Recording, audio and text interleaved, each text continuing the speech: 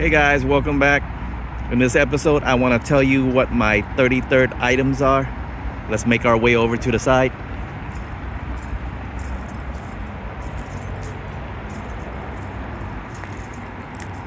It is actually part of my bed rack.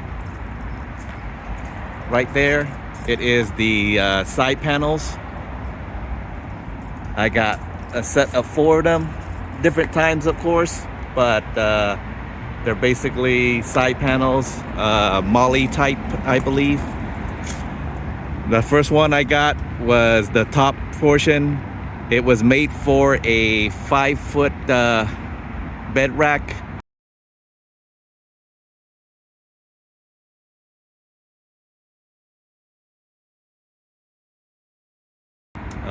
It's sort of a particular type of bed rack, not to fit mine, but I managed to make it fit mine.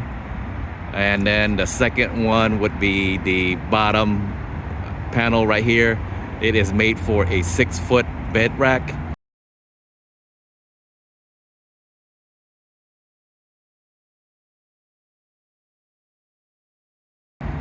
And once again, it's not made particularly for my bed rack, but I managed to custom manipulate it and design it to match my bed rack to be able to fit in there.